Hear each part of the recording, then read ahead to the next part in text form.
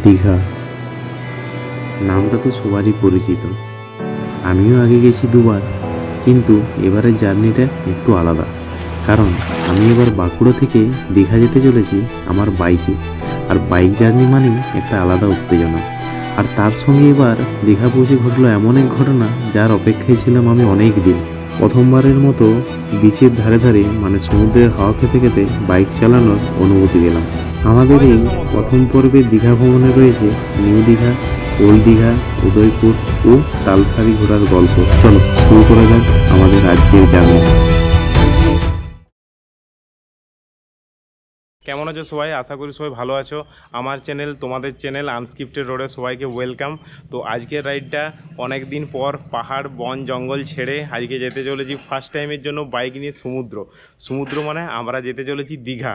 আশা করি রাইডটা খুব ভালো হবে। এখন বাজে 9:15, প্রায় অনেকখানি লেট হয়ে গেছে। আমাদের বাড়ি মানে বাঁকুড়া থেকে দীঘার দূরত্ব হচ্ছে 223 কিলোমিটার। তাহলে ভালোই মোটামুটি সময় লাগার কথা, বাট সেফলি রাইড করাবে। চলো দেখা হচ্ছে একদম সোজা রাইডে। তো ফাইনালি আমরা বেরিয়ে গেছি দীঘার জন্য। এটা খুবই অড টাইমে 9:37 বাজে এখন। মানে বুঝতে পারছি আমরা কত দেরিতে পৌঁছাবো। এখন 221 কিলোমিটার রাস্তা এখন বাকি। মানে আমরা জাস্ট বেরিয়েছি, বিষ্ণুপুর রোডটা নিয়েছি, একদম টানা রাইড করবো। মাঝে একটু আধটু রেস্ট নেবো, কিন্তু বেশি নয়, হয়তো 5 মিনিট। আমাদের বেরোতে দেরি হওয়ার সবথেকে বড় সমস্যা যেটা হচ্ছে আপাতত সানলাইটটা ডাইরেক্ট মুখে পড়ছে এবং এখনও পুরোপুরি শীতটা আসেনি যে রোদটা ভালো লাগবে, এখনও কিন্তু যথেষ্ট গায়ে লাগছে আর কি। তো তোমাদের একটা স্টোরি বলি। আমার কিন্তু প্রথম যে ঘুরতে যাওয়ার জায়গা ছিল সেটাই দীঘায়, তাও আবার কি আমাদের পুরো বন্ধুর গ্রুপটা মিলে। তখন আমি 11-এ পড়ি এবং আমরা ঠিক করলাম দীঘা যাব, এবং যেমন ভাবনা তেমনি কাজ, গাড়ি বুক করলাম, তারপরেই বেরিয়ে গেলাম রাত্রিবেলায় দীঘা। ও সেই ট্রিপটা কি ছিল একদম অসাধারণ এক কথায়। আমরা বিষ্ণুপুর হয়ে খড়গপুর হয়ে ওই রুটটা হয়ে বেরিয়ে যাবো সোজা।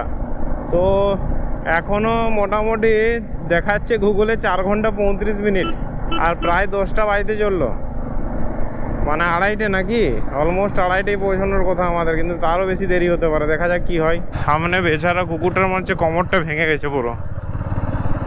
দেখতে হচ্ছে কীভাবে রাস্তা ক্রস করলো, এই দেখো। আমি ফার্স্ট টাইম এই রুটটাতে ট্রাভেল করব, আর এরকম টানা হয়তো আগে যাইনি। কলকাতা গেছি, কলকাতা আমরা আরামবাগ হয়ে যাই, তো রাস্তাটা 180 ধরতে পারো এদিক ওদিক করে। তো এটা হচ্ছে 223।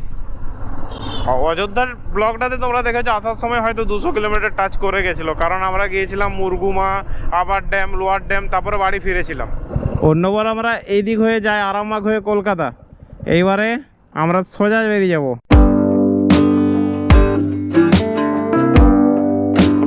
দাদা এটাই খড়গপুর যাবে? Thank you. আর আজকে বলতে ভুলে গেছি, আমি তো একা রাইড করছি না, রাইড করছি আমার সাথে শিল্পা। জঙ্গলের ভেতর রাইড করতে করতে যাচ্ছি, দারুণ লাগছে, দারুণ ফিলিংস লাগছে। এখানটা আমি স্পিডে মোটেই চালাবো না, সেরকম স্লো চালাবো। তো দীঘা যাওয়ার আগে এরকম ন্যাচারাল বিউটি পেয়ে গেলাম, দারুণ। তাহলে সব শাল গাছ না, লম্বা লম্বা শাল গাছ, শিওর।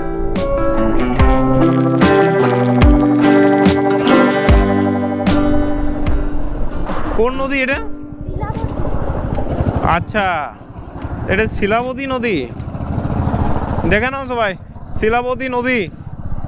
জল রয়েছে মোটামুটি। এই একটা ভাঙা সেতু, ওটা আগে সেতু ছিল নাকি, ওই যে পুরো ভেঙে পড়ে আছে। কি দারুণ দেখতে লাগছে, একটা ভাঙা সেতুটার সাইড দিয়ে জল বেরোচ্ছে। এটা কি মোড় গো? গড়বেতা ঢুকে গেলাম।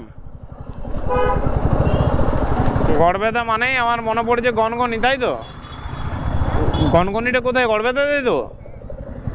একদিন ওই ট্যুরটাও করবো, আমাদের গ্র্যান্ড ক্যানিয়ন। আমার মতো তোমরা কারা কারা এরকম বাঁ দিক আর ডান দিক তাড়াহুড়োর মুহূর্তে গুলিয়ে ফেলো বলো তো, নাকি এটা শুধু আমারই একা হয়? যখন কেউ জিজ্ঞেস করছে ভাই এটা কোন দিকে যাবো, যেটা ডান দিকে থাকবে আমি সেটা নিঘাত বাঁ দিকে বলবো। আবার কি জঙ্গল আর রাস্তা নাকি সামনে? এরকম জঙ্গলে জঙ্গলে রাইড করার মজাই আলাদা, জঙ্গলের মাঝে।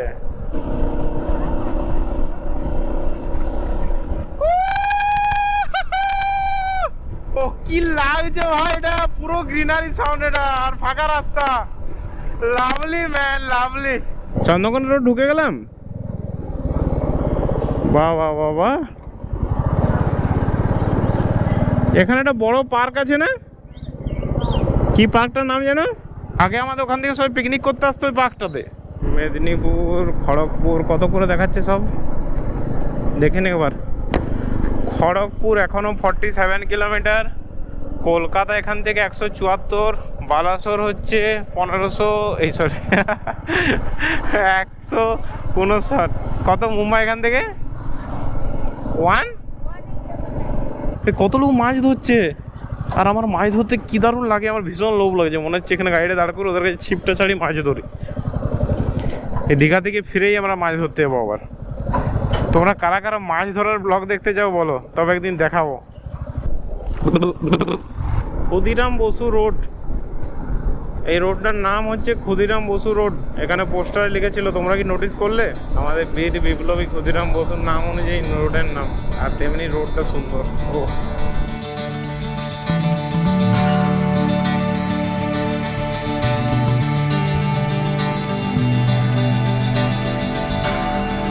ওখানটাতে লেখা ছিল রিজার্ভ ব্যাংকের তরফ থেকে যেটা ওই নোট তৈরি হয় সেটা লেখা ছিল ওখানে, দেখলে?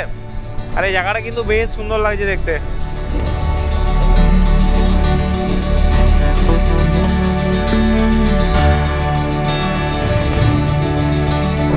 এই যে গোদা পিয়ার সাল আমরা ঢুকে গেলাম। এটা দেখো, মনে হচ্ছে কে হাফটা এমনি করে আছে এটা। এই ভাই ভাই ভাই পেরিয়ে যা।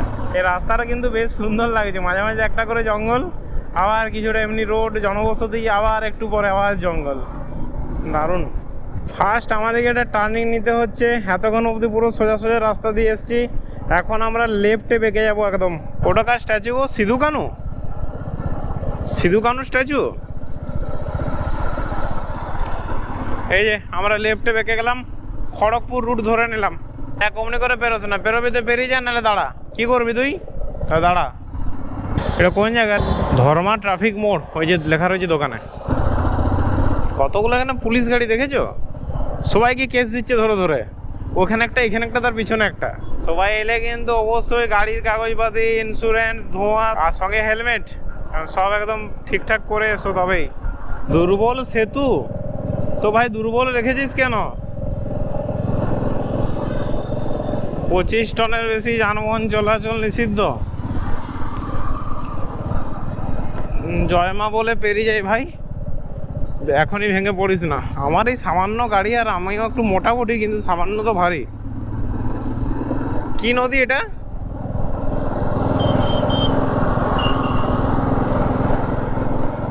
বাবা, এই বিরাট চওড়া তো। কংসাবতী, কংসাবতী কংসাবতী নদীর উপর দিয়ে বেরোচ্ছি আমরা এখন। সাইড দিয়ে একটা ক্যানেল বয়ে গেছে, দেখতে পাচ্ছ? এটা মনে হয় কংসাবতী নদী থেকেই ক্যানেলটা করা আছে আর কি। আরে ভাই, এই জায়গাটা তো বেশ সুন্দর, যেমন সুন্দর জায়গা তেমন সুন্দর রাস্তা, জার্নিটাও ভালো হচ্ছে ওই জন্য। ও কিনে বলো, আর পাবে না, মেন আমি হাইওয়েতে উঠবো একদম পুরো। দুটো চিড়ে ভাজা নেবো দাদা, এই চিড়ে প্যাকেটটা দুটো দেবেন। থ্যাংক ইউ দাদা দেওয়ার জন্য। ওটা নিতে পারো ভাই। রাস্তা না যা থাকলে খুব কনফিউজিং লাগে। আমরা সাইড হয়ে এইদিকে রাস্তাটা ঘুরে যাবো, তাই তো? কিছু বলছে নাকি?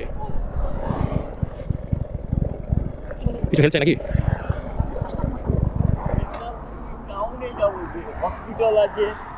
টাউনে যাবেন? আমারও তো ঠিক জানা নেই, আমরাও রাইড করতেই বেরিয়েছি। তো আপনাদের কাছে ফোন নেই, গুগল ম্যাপ? ফোন আছে, দেখাচ্ছে এদিক দিয়েও যাওয়া যাবে, এদিক দিয়েও যাওয়া যাবে। আসলে আমরা লোকাল নই তো, আমরা বাঁকুড়া থেকে আসছি দীঘা যাবো। তো আমি একটু গুগল ম্যাপ দেখে বা কারোর লোকালকে জিজ্ঞেস করুন, নাহলে আমরা হয়তো ভুল বলে ফেলবো। ঠিক আছে, হ্যাঁ হচ্ছে দীঘা হচ্ছে, আমরা এদিক হয়ে এলাম, এই রোডটা হয়ে এলাম। আচ্ছা ঠিক আছে। জি কারোর, হ্যাঁ এই জায়গাটা প্রচণ্ড কনফিউজিং। এ ভাই, এই জায়গাটা লাগছে দেখো, শুধু লাগছে না, আমার ভয় লাগছে, টোটালি কনফিউজিং। এটা কোন রাস্তা দিয়ে যাচ্ছি আমরা, কোনটা ঠিক কোনটা ভুল, কোনো কিছু মাথায় ঢুকছে না। কোন রুটটা যে নিলাম, দেখি এটা আবার আমাকে ইউটার্ন নিয়ে আসতে হবে দেখাচ্ছে। হয়তো কোনো ভুল রুট নিয়ে ফেললাম নাকি।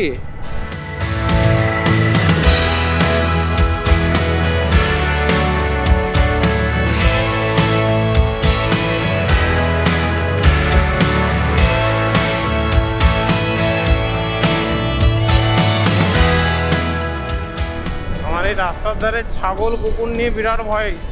বাকি তো কোনো হাই রোডে অসুবিধা নেই, কিন্তু এই যে বিভিন্ন রকম প্রাণী, এই যে ছাগল কুকুর গরু কখন কী সময় ঢুকে যাবে, তো ওগুলো একটু সাবধান। একদম পুরো দূর থেকে স্ক্যান করতে করতে যেতে হবে, কার মুখটা কোন দিকে, কার ইন্টেনশনটা কী, রোড ক্রস করবে কি না, এত সব ক্যালকুলেশন মাথায় চলে। এরকম এতটা হাই রোডে এরকমভাবে গাড়ি আমি কোনোদিন চালাইনি এতক্ষণ ধরে।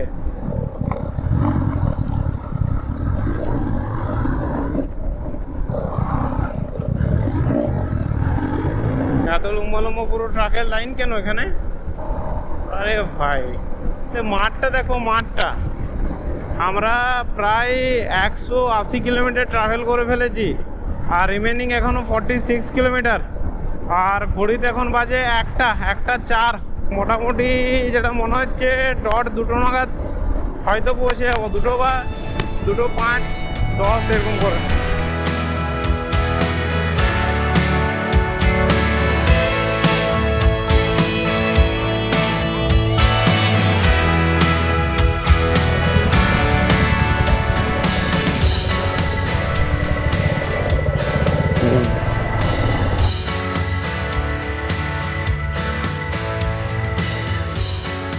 Thank you for visiting Jaleswar municipality. আমার এরকম কেন মনে হচ্ছে মেঘ আসছে, কিছু একটা ঠান্ডা ঠান্ডা ওয়েদার। এখান থেকে আমরা রাইটে বেগে যাবো, রাইটে। আরে ভাই, সেরা দেখতে লাগছে তো এই জায়গাটা, ধানের সমুদ্র। আর একটু পরে আমরা দেখতে পাবো অ্যাকচুয়াল সমুদ্র। এগুলো কি সর গাছের ডান্ডিগুলোর মতো লাগছে না? বেত ওগুলো দিয়ে সে বেতের চেয়ার আর এসব হবে নাকি? তেল নেবো। কত লিটার এখানে? বাহ, আমাদের ওখান থেকে কম অনেক। 101 টাকা 85, মানে প্রায় ধরলাম 102 টাকায়। নাও ফুল করে দাও। হ্যাঁ, নর্মাল। আমাদের ওখানে হচ্ছে 104, মানে 5ই বলতে পারো, মানে প্রায় 3 টাকার পার্থক্য। এটা তো এখন উড়িষ্যা নাকি? হ্যাঁ, তার মানে উড়িষ্যায় পেট্রোলের দাম অনেক কম। কত খাবি রে? তো কত হলো? 7.2 লিটার, তাই তো? অনলাইন হবে তো? এরপর আবার হোটেলটা দেখতে হবে, কোথায় হোটেলটা নেবো। ওই তো সমুদ্র।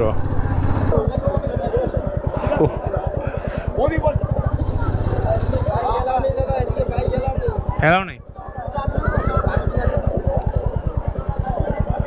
এই হোটেলটাতে আমরা উঠলাম, এটার নাম হচ্ছে ময়ূরক্ষী। তো আমাদের রুম হচ্ছে এটা, মোটামুটি ঠিকঠাকই ক্লিন, একটু বড় সড়ো আছে রুমটা। আর এদিকে হচ্ছে বেলকনি, দেখতে পাবে বেলকনির দরজাটা খুলি, এটা হচ্ছে বেলকনি। এটা বিচটা এই সামনেই, কিন্তু মেইন যে নামার জায়গাটা একটুখানি ওইদিকে যেতে হবে। আর নিচেই হচ্ছে আমার মোটু দাঁড় করানো রয়েছে।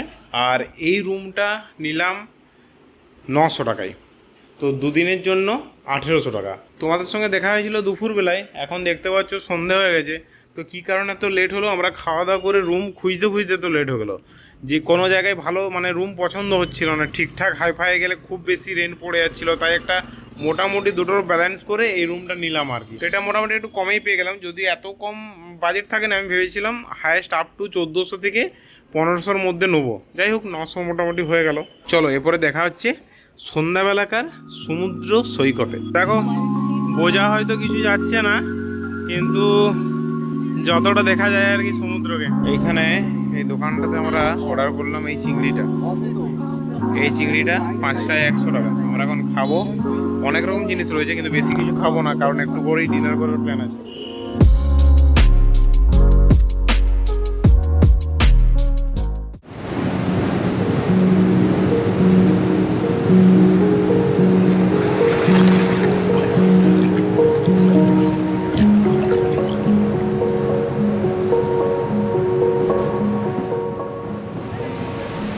এই সকাল সকাল সমুদ্র সৈকতে এরকম হাঁটার মজাই আলাদা। কুরকুরে ঠান্ডা হাওয়া, আর তার সঙ্গে এরকম একটা বিউটি। তার জন্যই সকাল সকাল উঠে, চোখ খুলতে চাইছিল না, তবু জোর করে সকাল সকাল উঠে চলে এলাম। দারুণ লাগছে, দারুণ। হ্যাঁ, প্রচণ্ড ভিড়, বিশ্বাস করো। মানে এখন এতটা ভিড় এক্সপেক্ট করিনি। এই যা শীতটা শুরু হচ্ছে, এখনো প্রপারলি শীত পড়েনি, তো এখন কিন্তু প্রচণ্ড রকমের ভিড়।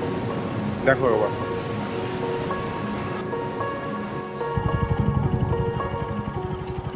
এখন বাজে খাড়ি 8টা, আর আমরা বেরিয়ে গেছি এই সাইডের যেসব জায়গাগুলো আছে সেই জায়গাগুলো এক্সপ্লোর করবো বলে।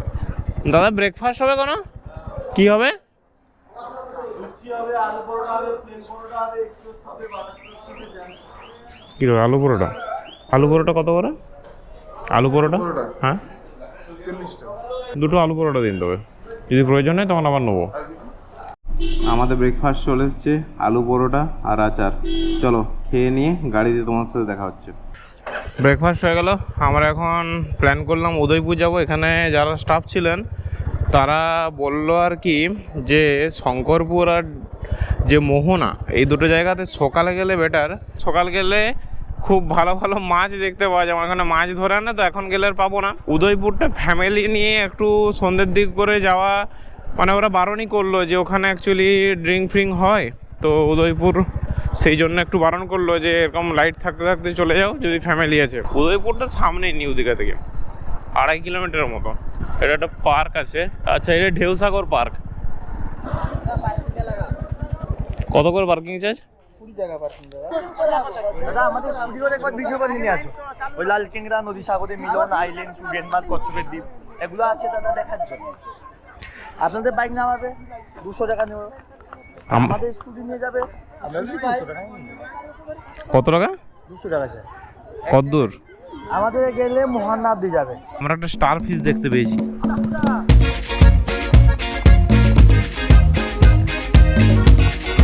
দেখো, আমি এই অ্যাপাচিটা নিলাম 200 টাকায়। 200 টাকায় মানে এখান থেকে আমরা যাব। হ্যাঁ, বুঝতে লাল ঝন্ডা বাজিব, আর জ্বললে যাবে না? না, চলে যাব না।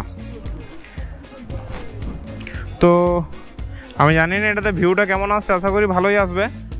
তো এনফিল্ডটা একটু বেশি দাম, তাই নিলাম না। আর ভাই বললো যে আমার তোমরা যাও, অনেকক্ষণ ধরে আমি দাঁড়িয়েছি, আমাদের বনি হয়নি, তো আমি ভাইয়ের বাইকটাই নিয়ে নিলাম।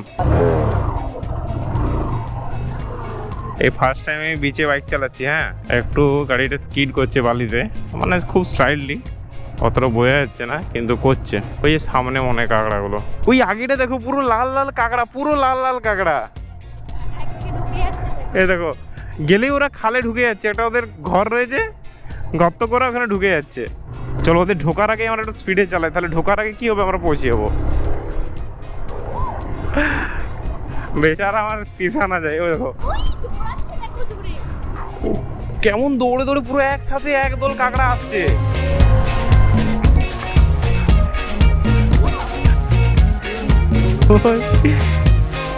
দেখো কাঁকড়া, দেখো।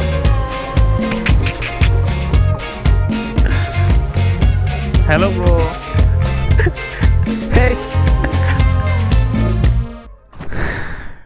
ভিউটা দারুণ লাগছে।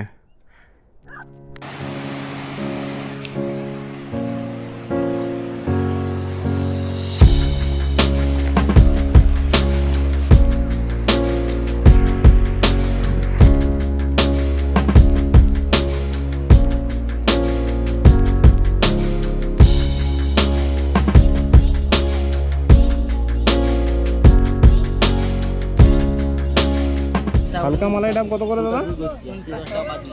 50 মালাই ডাব। তো আমরা উদয়পুর থেকে বেরিয়ে গেলাম। উদয়পুর বিচটা বেশ ভালোই লাগলো এখন, কারণ লোকজন কম, বা আমরা যেদিকটা গেছিলাম বাইক চালিয়ে সেদিকটা তো তোমরা দেখলে বেশ সুন্দর। এখন আমরা ভাবছি আর কোথাও না গিয়ে রুমে যাব। রুম থেকে আমাদের রুমের সামনে যে বিচ রয়েছে সেখানে একটু স্নান করতে যাব। তাহলে আজ সকালটা শুধু উদয়পুরটাই ঘোরা হলো, তো একটা ভালো জিনিস করলাম। ভাবিনি যে এরকম বাইক নিয়ে ঘোরা যায় উদয়পুরে, তো এটা বেশ ভালো লাগলো আর কি বাইক নিয়ে ঘুরতে। এখন ঘড়িতে বাজে 3:35, প্রায় 40-এর কাছাকাছি। আমরা মোটামুটি বিচে নেমে জল ঘেটে তারপরে লাঞ্চ করে একদম ফ্রেশ হয়ে বেরিয়ে গেলাম তালসারি যাওয়ার উদ্দেশ্যে। এখন আমরা এখান থেকে 6 কিলোমিটার দূর, বেশি দূর নয়, মিনিট 15 লাগবে, তালসারি যাব। আর মাঝে মধ্যে এরকম মেঘ করছে, দেখতে পাচ্ছ সূর্যটা কীভাবে ঢেকে রেখেছে। তো আবার মেঘটা সরাচ্ছে, আবার সূর্য আসছে। ঠিকঠাকই, ভালোই ওয়েদার, খারাপ নয়। তার মাঝে আমরা কিছুটা সময় সমুদ্রে বসেও কাটালাম লাঞ্চ করে আসার পথে। তো ওটাই ছিল মনে হয় এতক্ষণের মধ্যে বেস্ট টাইম, কারণ এত সুন্দর ফিল লাগছিল, এরকম হালকা মেঘে ঢাকা সূর্যর আলো সমুদ্রে পড়ছিল, ঢেউয়ের শব্দ, ভিড়টাও এখন কমে গেছে। নাহলে যা প্রচণ্ড ভিড়, মানে সেইভাবে ফিল করাই যাচ্ছে না। শুধু মানে মানুষের চেঁচামেচি শব্দ, ঢেউয়ের যে শব্দ, সেটার ফিলটাই পাচ্ছিলাম না। বাইক নিয়ে আসার অ্যাডভান্টেজটা এখন ফিল করছি। হোটেলে খেতে যাওয়া থেকে শুরু করে বিভিন্ন সাইড সিনের জায়গাগুলো যাওয়া, সবাই কিন্তু আমাদের বাইকটা বেশ কাজে লাগছে। আমি তো সানসেটটা দেখবো করে এলাম, এই মেঘটা কি সরাবে না? কারণ আমি দেখতে চাই সূর্যটা যখন একদম ঢলে পড়েছে সমুদ্রের কোলে, তখন সেই রিফ্লেকশনটা বসে বসে উপভোগ করতে চাই। তার জন্যই তালসারি যাওয়া, এই মুমেন্টটা চুজ করলাম। আমরা সকালেই যখন উদয়পুর গিয়েছিলাম তখনই ঘুরে নিতে পারতাম, কত দূর যে ওটা ডান দিকে বাঁকতে পেরে উদয়পুর চলে এলাম। দাদা, তালসারি বীচ যাওয়ার রাস্তা কি সামনে এদিকে? কোন দিকে? ওরা মানে নতুন বানানো হচ্ছে, কাজ হচ্ছে, তো এদিকে দিয়ে রাস্তা বন্ধ আছে, আর এদিকে দিয়ে ওখানে হনুমান মন্দির আছে না, সেই দিকে দিয়ে একটা রাস্তা আছে, বট গাছ সামনে আছে না, বট গাছ। হ্যাঁ, হনুমান মন্দির দিয়ে। আচ্ছা, এই রাস্তাটা দিয়ে যাওয়া যায় না? এটা হচ্ছে নতুন বানানো হচ্ছে, এটা ও, আমাদের ম্যাপে গুগলে তাই দেখাচ্ছে, ফোনে। হ্যাঁ না, এটা ঠিক দেখাচ্ছে, এটা রাস্তাটা।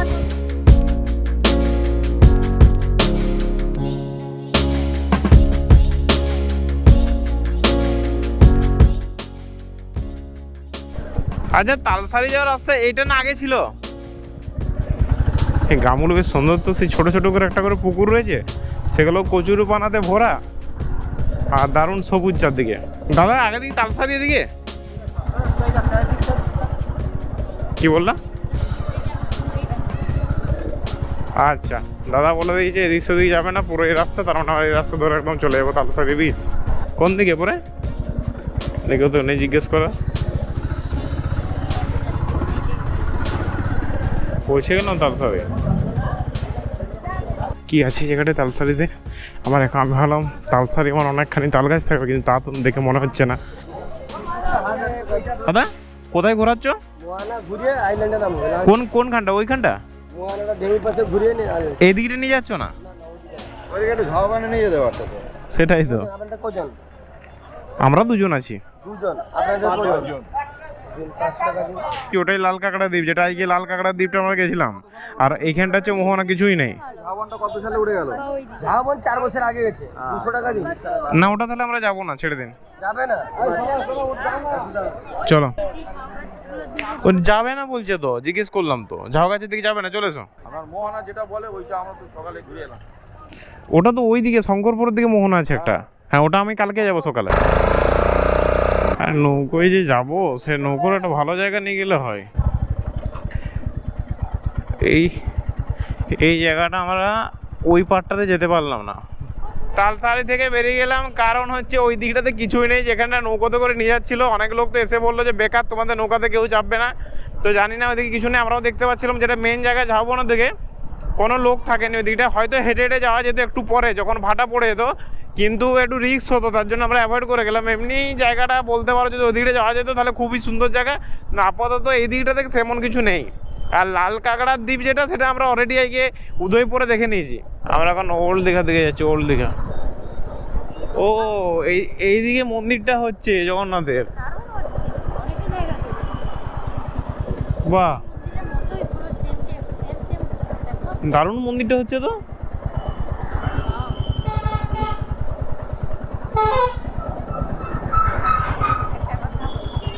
হ্যাঁ, অনেকটা জায়গা জুড়ে মন্দিরটা হচ্ছে। এটা কি শেওলা নয়? এটা স্লিপ করছে না?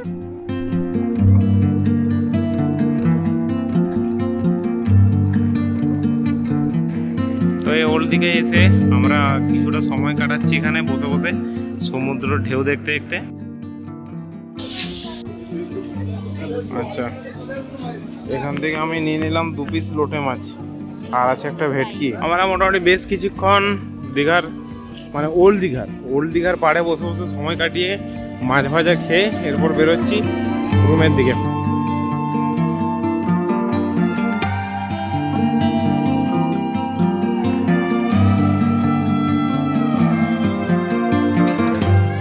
এখানে দীঘায় খুব বড় করে জগদ্ধাত্রী পূজা হচ্ছে ওই সামনেই, এবং তার জন্যই বাজনা বেরিয়েছে।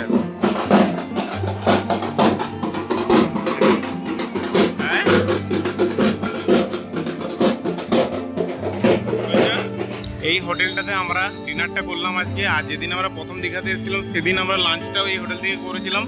তো মোটামুটি আমার খাবারটা বেশ ভালোই লেগেছে, খারাপ নয়। এবং আজকে সকালেও আমরা ব্রেকফাস্ট এখান থেকে করেছিলাম আলু পরোটা, সেটাও ভালোই লেগেছে। তো এটার নাম হচ্ছে রেনবো হোটেল অ্যান্ড রেস্টুরেন্ট। দীঘায় আমাদের তৃতীয় দিন মানে শেষ দিন, এবং সেই শেষ দিন সকালবেলায় আমরা যেসব প্রাকৃতিক সৌন্দর্য উপভোগ করেছিলাম, বিশেষ করে মোহনার, তা এক কথায় অসাধারণ। আর এই সব সৌন্দর্য অপেক্ষা করছে পার্ট 2-তে। তবে চলো দেখা হচ্ছে তোমাদের সঙ্গে পার্ট 2-তে।